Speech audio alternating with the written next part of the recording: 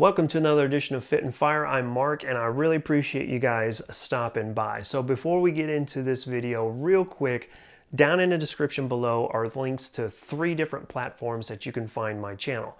If anything happens to me on YouTube, that is where I'll be. You can swing on by there and find the same great content.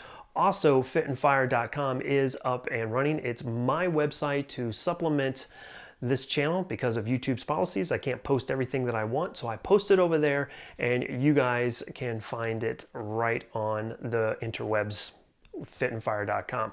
It's going to have deals of the week, my EDC list, my AR-15 builds, and much more to save you guys money. So swing on by and check it out over there. Now let's get into this video. This time we're talking about munitions, and specifically we're going to talk about the Fort Scott Munitions 9mm 115 grain solid copper spun projectile.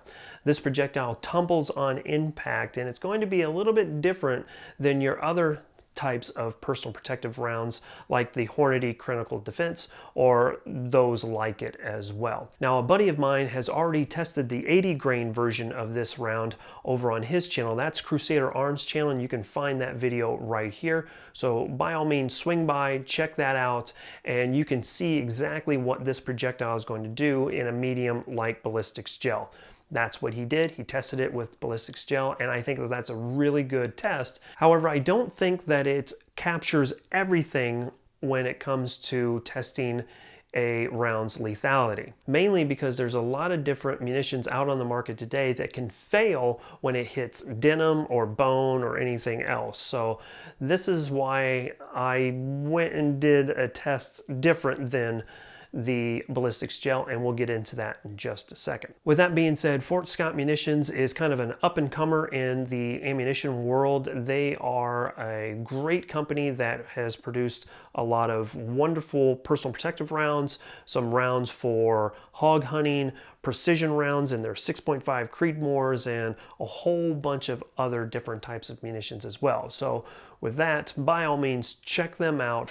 Fort Scott Munitions, you just look them up on the interwebs and you can find their website and find this product. With that being said, I'm not getting paid to do anything with this.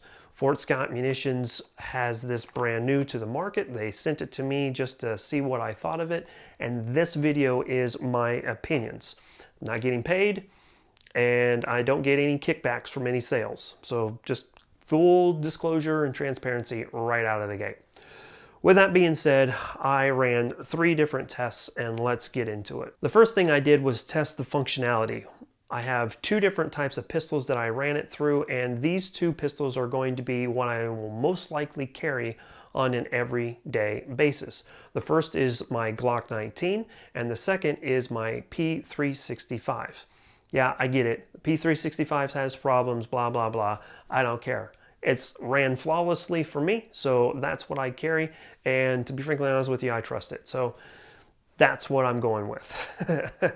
You guys can try it in whatever pistol that you use and let me know what you find out. So with that being said, I wanted to make sure that it fed, chambered, fired, extracted, and ejected. All 5 of those functions ran flawlessly through the Glock 19 and the P365. Now, with that being said, I was only able to run a limited number of rounds through it because I had a limited number of rounds to test with. So I was only able to run 4 rounds through each platform, and I didn't have any problems. The next test that I did was I wanted to test the point of aim and point of impact. A number of different personal protective rounds have different points of impact based on certain platforms, whether you're running a Beretta 92F or say a CZ or a Glock or whatever the case may be. So I wanted to see what it would change in the point of impact from the Glock 19 and the SIG P365, again, because those are the 2 pistols that I will most likely be carrying.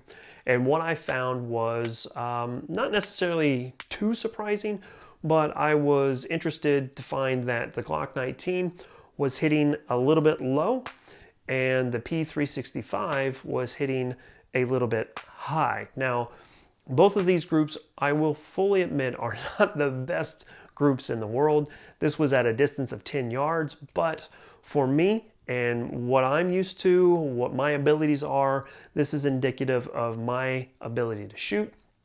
Yeah, I need to do a better job at it, but at 10 yards, this is my shooting and not necessarily indicative of the accuracy of this round. The last test was a bit of a homage to Paul Harrell. Now, if you don't know his channel, he has a very interesting channel. His channel is based solely on information. If you are looking for a channel that has tons of information and not a lot of production value, Paul Harrell's your guy.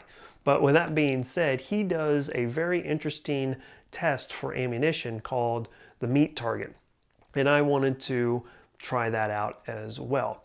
One of the best forms of flattery is imitation, so I'd go ahead and try it because I feel that the meat target better represents a chest cavity than ballistics gel, because you're going to penetrate through some type of clothing and then a rib cage, a lung cavity, and then back through rib cage, hopefully.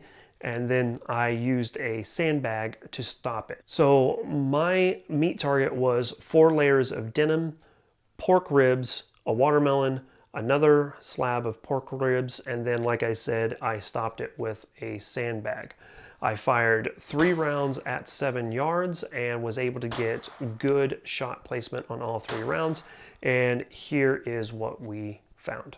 Okay, here we go. Here's the Paul Harrell test in homage to Paul Harrell. 4 denim layers passed through. Where it hit the front pork ribs, it broke the rib. Passed right through the watermelon, no problem. And then where it passed through on the ribs, it broke those ribs as well. Entered into the sand stop right here, and no pass through on that. So let's dig out what we can find in the sand. One of the things that I didn't mention in that last clip was all 3 rounds penetrated to about the 4-inch mark into that sandbag. So it was able to get into that sandbag pretty deep. A lot deeper than I thought it was going to penetrate. So with that being said, Fort Scott Munitions 9mm 115 grain solid copper spun projectile that tumbles on impact. I think it did exactly what it's advertised to do, but I want to hear what you guys have to say. Is this a type of munition that you would use for personal protective rounds, or would you steer more to the traditional Hornady critical defense or hollow tips? That's what I'd want to hear you guys sound off in the comments section down below. I really do appreciate Fort Scott sending out this ammunition to try. Again, these are all my opinions, and I'm not getting paid to say anything whatsoever. I'm not getting any kickbacks at all either. So again, thanks Fort Scott, and I hope you guys really enjoyed this. If there's more information that you would like to see in these types of test videos, by all means, let me know down in the comments section down below. Again, this is my first attempt at this, and I want to just improve the amount of information that I'm providing to you guys. That's really all I got this time. Thanks so much for the support. Here comes a high five. You ready? Here we go. If you made it this far in the video, then I'd really appreciate you guys would consider subscribing. You can do that right here. Or if you want to check out some other videos that I've got going, check them out right here. If you like the hoodies and shirts that I'm wearing, that's Revolutionary Patriot. I got a link to their website down in the description below with a discount code. And as always, keep on dropping those bells and shells. Thanks, y'all.